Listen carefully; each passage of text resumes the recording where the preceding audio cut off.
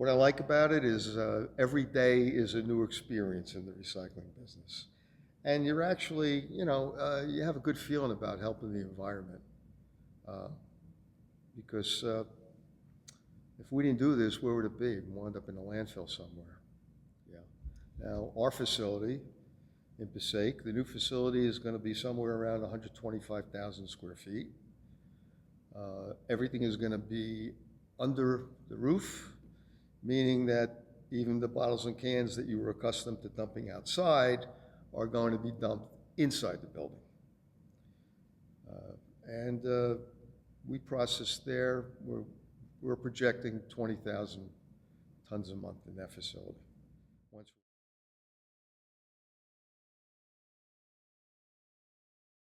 The main standards come from the Institute of Scrap Recycling. And they have a publication that's, I guess, because they have specifications on metals, all kinds of commodities. And we have to conform basically to those standards. That's not saying that they're the absolute end to that. We have to sell the material. So the material has to be marketable. If the material is not marketable, what I mean by that is if we don't have a place to bring it, we can't take it. Our buyers may have different specifications. They may be a little more particular on what they want. So we have to abide by their specs also.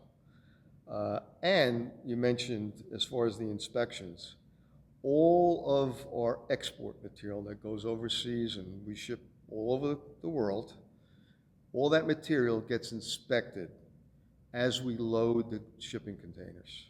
What I mean by that is somebody's actually standing there and they physically look at the material.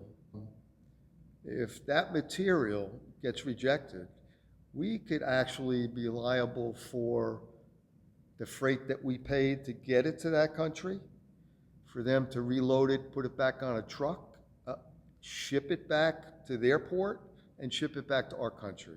So you could just imagine what that could cost you.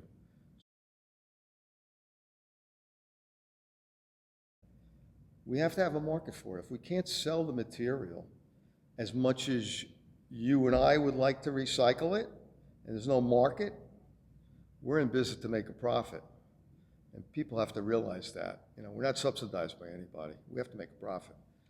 If we can't sell it, and all we're going to do is just stockpile it somewhere, eventually, what's going to happen to that material? It's going to wind up in the trash anyway if we don't have a place to sell it. There was some type of lithium battery or something like that that got in the mix. And once you break the integrity of those little lithium batteries, and when I say lithium batteries, they come in all sizes, as small as the battery that comes in your greeting card, Christmas cards, birthday cards, whatever. If you run those things over and you break that outer shell, they will kind of almost explode. And they heat up, from what I'm told, they heat up to 1,500 degrees. And they just cause havoc. Very hard to put them out. We get, in the summertime, we get objectionable things like propane tanks. And I'm not talking about the big propane tank that you put on like a forklift or something like that. I'm talking about the little propane tanks that you would actually use for a campfire site or something like that. Well, not as much today as was 4 or 5 years ago, where plastic bags were the number one because they tangle all the equipment up. People don't realize it's just a plastic bag, but once that thing gets caught in, anything spinning around, conveyor belts, the sorters, it's just a monster to try to get it out. It all has to be done by hand. When these plastic bags get tangled in something that's spinning, you have to shut down the whole system. So you could have as many as 30, 40 people working throughout the whole system. You turn the system off, add it up. So much an hour. People are just standing around now because they have to clean this thing off. Realistically, it could take a couple people an hour to just clean out one side of the system. No plastic bags. Other contaminants, we get household waste, food waste.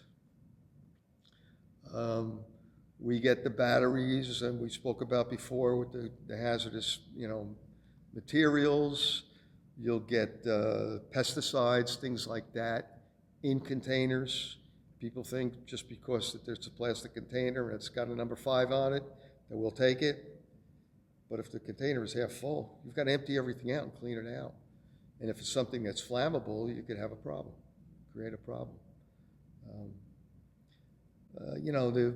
You get the dirty diapers. You don't see as many as those as we did years ago because people think they're recyclable. And when you look at a box, and I just saw one the other day because I've got a young grandchild, but there's a recycling symbol on the box. That doesn't mean the diaper's recyclable. That means the box is recyclable.